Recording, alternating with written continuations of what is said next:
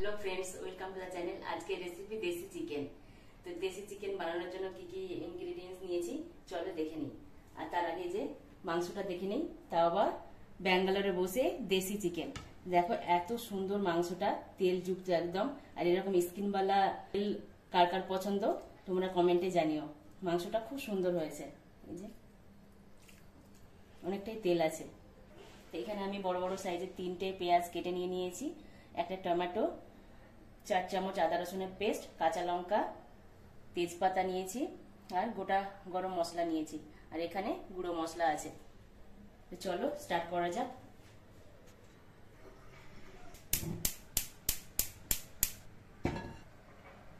তো এখানে পরিমাণ মতো তেলটা দিয়ে দিলাম।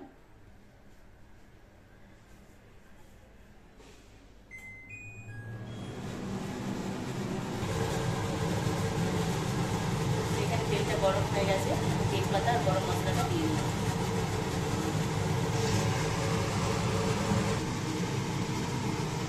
এখন আমি পেঁয়াজটা দিয়ে দিলাম। পেঁয়াজটাকে একদম ভালো করে ব্রাউন কালার করে ফ্রাই করে নেব।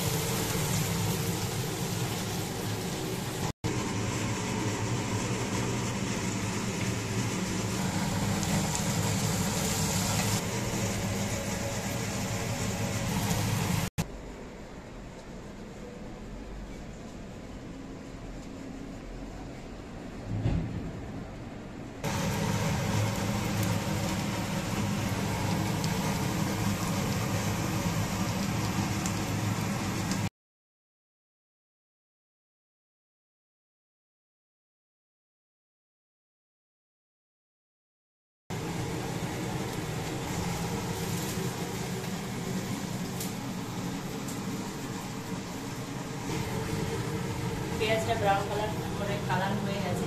এখন আমি আদা রসুনের পেস্টটা দিয়ে দিলাম, কাঁচা লঙ্কাটাও দিয়ে দিলাম। আদা রসুনটাকে আমি ফ্রাই করে নেব।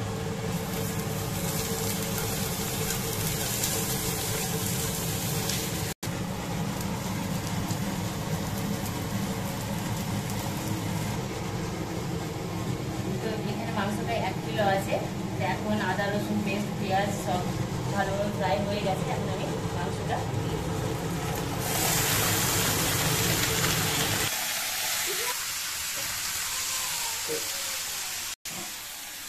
এখন মাংসটা আমি 5 মিনিট ভালোভাবে উল্টে পাল্টে ফ্রাই করে নেব।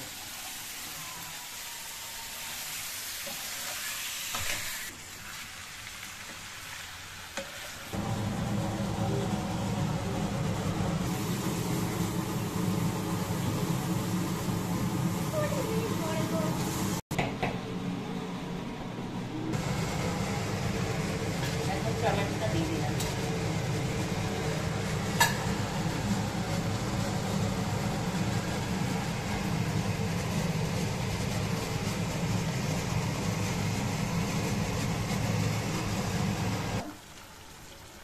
2 চামচ হলুদ গুঁড়ো দিলাম, 1 চামচ জিরে গোলমরিচের গুঁড়ো দিলাম,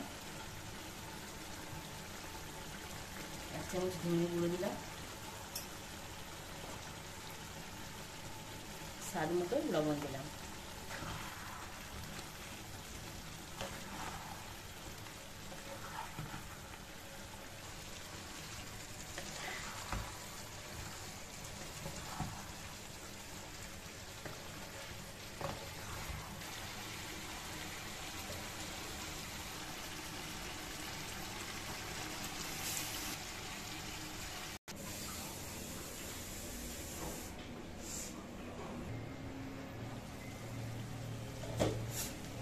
তো এখানে মাংসটা থেকে তেল ছেড়ে দিয়েছে, মাংসটা পুরোপুরিভাবে কষানো হয়ে গেছে।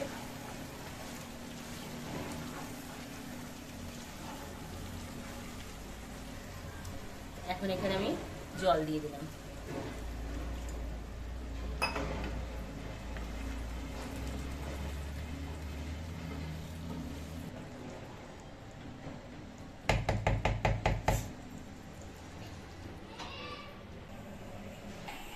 রান্নাটা অলমোস্ট কমপ্লিট হয়ে গেছে। তো চলো দেখে নিই কেমন হয়েছে। ওয়াও, দেখো শুধু কালারটা, দেখো শুধু দারুণ এসছে কালারটা। এখন লাস্ট পর্যায়ে আমি এখন একটু গরম মশলা ছড়িয়ে দিলাম উপর থেকে, আর কিছু ধনেপাতা ছড়িয়ে দিলাম।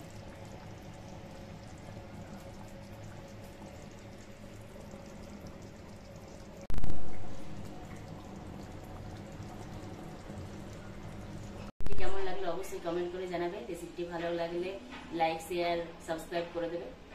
চলো আজকের মতো টাটা, দেখা হবে নেক্সট রেসিপিতে।